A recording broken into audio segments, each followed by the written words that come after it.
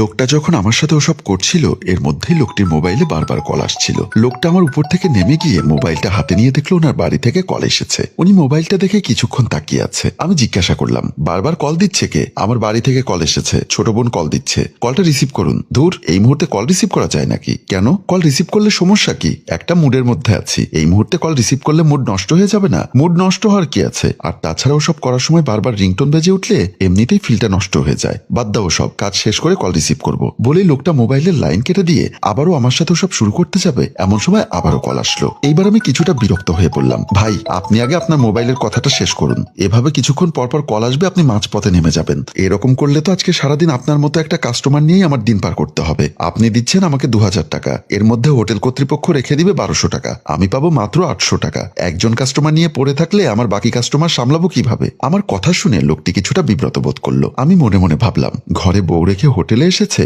হোটেলে নিয়ে মজা করতে, এখানে এসেও বাসার ঝামেলার জন্য কাজ করতে পারছে না। জীবনে অনেক খদ্দের দেখেছি, কিন্তু ওনার মতো এরকম খদ্দের পাইনি। আমি যখন কথাগুলো ভাবছিলাম এর মধ্যে লোকটি কল রিসিভ করলো। মোবাইলের অপর প্রান্তে কান্নার শব্দ শুনতে পেলাম। সম্ভবত কোনো ছোট মেয়ে কল দিয়েছে। অপর প্রান্ত থেকে মেয়েটি বলল, ভাইয়া তুমি কোথায়? আমি অফিসে। কেন বলতো? আর তুই এভাবে কাঁদছিস কেন? ভাইয়া, ভাবি মারা গেছে। কথাটা শুনে উনি চমকে উঠলো, কাপা কাপা গলায় বলল, কি বলিস? হ্যাঁ ভাইয়া, একটু আগে আমি রান্নাঘরে কাজ করছিলাম, ভাবি আমাকে ডাক দিয়ে বলল, রোশনি আমার জন্য এক গ্লাস পানি আন। আমি পানি নিয়ে রুমে এসে দেখি ভাবির নড়াচড়া বন্ধ। আমি নাকে হাত দিয়ে দেখি ভাবির নিঃশ্বাস বন্ধ হয়ে গেছে। তুমি কোথায় ভাইয়া? একটু তাড়াতাড়ি এসো। লোকটির নড়াচড়া বন্ধ হয়ে গেছে। সেন্সলেস হারানো মানুষের মতো বসে রইল। হাতে ধরা মোবাইলটা হাত থেকে বিছানায় পড়ে গেল। আমি ওনাকে জিজ্ঞাসা করলাম, কে ফোন করেছে? কোনো সমস্যা? লোকটি কাঁদতে কাঁদতে বলল, আমার বোন ফোন করেছিল।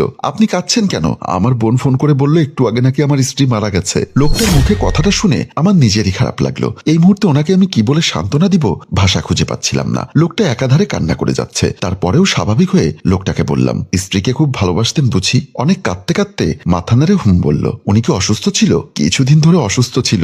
জানো, আমার স্ত্রী আমাকে অনেক ভালোবাসতো। অসুস্থ হওয়ার কিছুদিন আগে সে আর আমি ঘুমিয়েছিলাম। রাত তখন 2টো বাজে। আমি ঘুমের মধ্যে এপাশ ওপাশ করতে গিয়ে দেখলাম সে জেগে আছে। তাকে প্রশ্ন করলাম, কি ব্যাপার, তুমি এখনো ঘুমাওনি? না, ঘুম আসছে না। আচ্ছা মুন্না, ধরো কখনো যদি আমি মারা যাই, তুমি কি আবার বিয়ে করবে? ধুর, কি সব পাগলের মতো কথা বলছো? তুমি মারা যাবে কেন? মানুষ কি চিরজীবন বেঁচে থাকে? একদিন না একদিন মারা যাব, তখন কি তুমি আরেকটা বিয়ে করবে? আমি তখন শোয়া থেকে উঠে বসে গেলাম। সেও আমার সাথে শোয়া থেকে উঠে বসলো। আমি তাকে অবাক হয়ে প্রশ্ন করলাম, তুমি আজ হঠাৎ করে এসব কথা কেন বলছি মা? কেন জানি আমার মন বলছে আমি আর বেশি দিন বাঁচবো না। আমি সাথে সাথেই তার মুখ চেপে ধরলাম আর বললাম, এমন অলক্ষণে কথা আর কখনোই বলবে না। তুমি মরে গেলে আমিও মারা যাব। তুমিহীন পৃথিবীটা আমি চাই না। আর আল্লাহর কাছে ফরিয়াদ করি, আল্লাহ যেন তোমার আর আমার একসাথে সহমরণ দেয়। সেদিনের তার ধারণাটাই সত্যি হলো। সে ঠিকই মারা গেল, কিন্তু আমি বেঁচে রইলাম। আল্লাহ তার ফরিয়াদ শুনলো, কিন্তু আমার ফরিয়াদটা শুনলো না। আমার সহমরণ হলো না। লোকটির মুখে স্ত্রীর প্রতি এমন ভালোবাসা দেখে আমি আফসোস করে বললাম, আসলে পৃথিবীতে সবাই কপাল নিয়ে জন্মায় না। আপনি আপনার স্ত্রীকে এত ভালোবাসেন, অথচ আমার স্বামী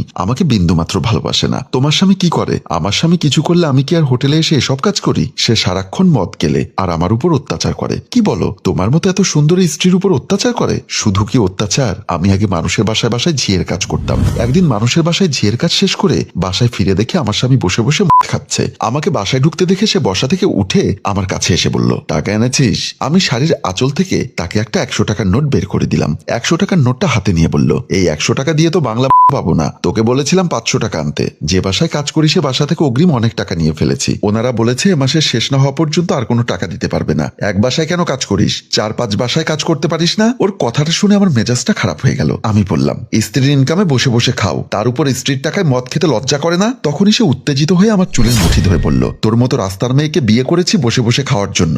শোন, এত অল্প টাকায় হবে না, আমার অনেক টাকা দরকার। অত টাকা আমি কোথায় পাবো? রূপজ বিক্রি করলে অনেক টাকা পাবি, প্রয়োজন হলে যাবি, তবুও আমার অনেক টাকা চাই। সেদিন তার কথা মতো তার চাহিদা পূরণ করার জন্য আমি এখন হোটেলে বিক্রি করি। আমার কথা শুনে উনি বলল, এমন স্বামীর সাথে সংসার করছো কিভাবে? ওনাকে তালাক দাওনি কেন? আমি তখন একটা ছলের হাসি দিয়ে বললাম, যাওয়ার জায়গা থাকলে তো কত আগে যেতাম। এক নানির বাসায় বড় হয়েছি, সে নানিও মারা গেছে। এই পৃথিবীতে আত্মীয় স্বজন বলতে কেউ নেই। লোকটি তখন আফসোস করে বলল, তোমার মতো এত সুন্দর স্ত্রীকে যে হোটেলে পাঠাতে পারে সে আসলে মানুষ নয়, একটা অমানুষ। আমি তখন তাকে প্রশ্ন করলাম, আচ্ছা একটা প্রশ্ন করি কিছু মনে করবেন না তো? বলো, আপনার কথা শুনে মনে হলো আপনার স্ত্রী আপনাকে এত ভালোবাসে। আজ না হয় স্ত্রী মারা গেল, কিন্তু আপনাকে দেখে মনে হলো আপনি এর আগেও অনেকবার হোটেলে এসেছেন অন্য নারীকে ফুর্তি করতে।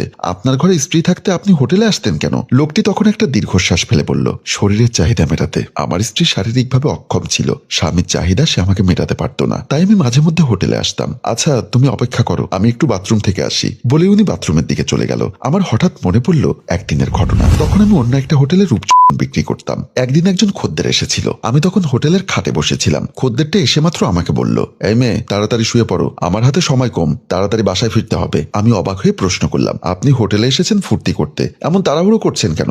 বাসায় আমার স্ত্রী আমার জন্য অপেক্ষা করছে, আমার তাড়াতাড়ি বাসায় ফিরতে হবে। আচ্ছা আপনার বাসায় স্ত্রী থাকতে আপনি হোটেলে নিয়ে ফুর্তি করতে এসেছেন কেন? লোকটি তখন একটা দীর্ঘশ্বাস ফেলে বলল, আমার স্ত্রী শারীরিকভাবে অক্ষম, বিছানা থেকে উঠতে পারে না, ওর সারা শরীর অবশ হয়ে আছে, তাই আমার সাথে স্বামী স্ত্রীর কাজ করতে পারে না, এজন্যই আমি হোটেলে এসে নিজের চাহিদা মেটাই। অথচ এর 2-3 মাস পর আরেকদিন আমি একটা রেস্টুরেন্টে বিকেলবেলা নাস্তা করতে যাই। রেস্টুরেন্টে ঢুকেই দেখি ওই লোকটা একটা বোরখা পরা হিজাব করা মেয়ের পাশে বসে নাস্তা করছিলেন। ওনার পাশের মহিলাটা দেখে মনে হলো উনি এত ফরহেজগার যে ওনার চোখগুলো ছাড়া আর কিছুই দেখা যাচ্ছে না। আমি মহিলাটার পাশের চেয়ারে গিয়ে বসলাম। লোকটি মনে হয় আমাকে চিনতে পারেনি, না পারারই কথা, কারণ একটা তাকে মনে রাখার কোনো কারণ থাকতে পারে না। একটু পরে লক্ষ্য করলাম লোকটি মহিলাটিকে বলছে, তুমি বসে নাস্তা করো, আমি একটু ওয়াশরুম থেকে আসি। বলেই লোকটি চলে গেল। উনি যাওয়ার পর আমি মহিলাটিকে বললাম, আসসালামু আলাইকুম। মহিলাটি আমার দিকে তাকিয়ে বলল, ওয়ালাইকুম আসসালাম। কিছু বলবেন? আচ্ছা আপু, কিছু যদি মনে না করেন একটা কথা বলবো। হ্যাঁ বলুন। একটু আগে যে লোকটি আপনার সাথে বসে নাস্তা করছিল উনি আপনার কি হয়? কেন?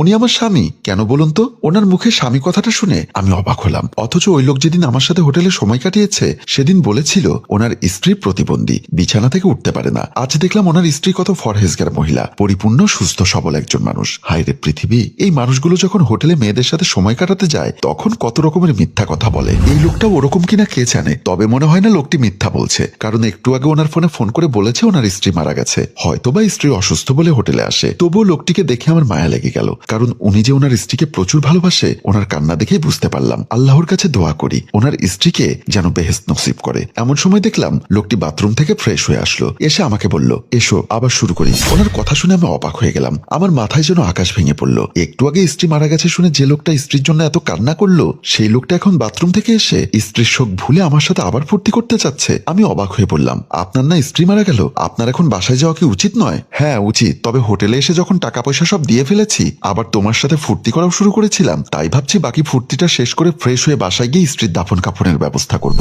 আপনি মৃত স্ত্রীকে ঘরে রেখে এখানে আমার সাথে আমোদ ফুর্তি করতে পারবেন? সে তো মারা গেছে, কান্না করলেও তো তাকে আর ফেরত পাবো না, এসেই যখন পড়েছি তখন না হয় করেই যাই। ওনার কথা শুনে সাথে সাথেই আমার মেজাজটা গরম হয়ে গেল। আসলে এই সমস্ত পুরুষের মুখ এবং মুখোশ সম্পূর্ণ আলাদা। এরা পরনারীর বুকে শুয়ে স্ত্রীর বদনাম করবে, আবার স্ত্রীর বুকে শুয়ে পুরো নারীকে কল্পনা করবে। সাথে সাথে আমি বিছানা থেকে উঠে ওনার মুখে থুথু ছিটিয়ে বললাম, ধিৎকার জানাই আপনার মতো মুখোশধারী পুরুষগুলোকে, ধিৎকার জানাই তাদের যারা ঘরে সুস্থ সবল স্ত্রী রেখে হোটেলে এসে পরনারীর সাথে সময় কাটায়। বলেই আমি বের হয়ে গেলাম। সম্মানিত ভিউয়ার্স, পৃথিবীর সব পুরুষেরা একরকম নয়, তবে কিছু কিছু পুরুষ আছে যারা ঘরে সুন্দরী স্ত্রী থাকা সত্ত্বেও পরনারীর প্রতি আসক্ত হয়। আমরাও তাদের ধিৎকার জানাই। আপনিও কি আমাদের সাথে একমত? আপনার মতামত কমেন্ট বক্সে লিখে জানান। আর গল্পটি ভালো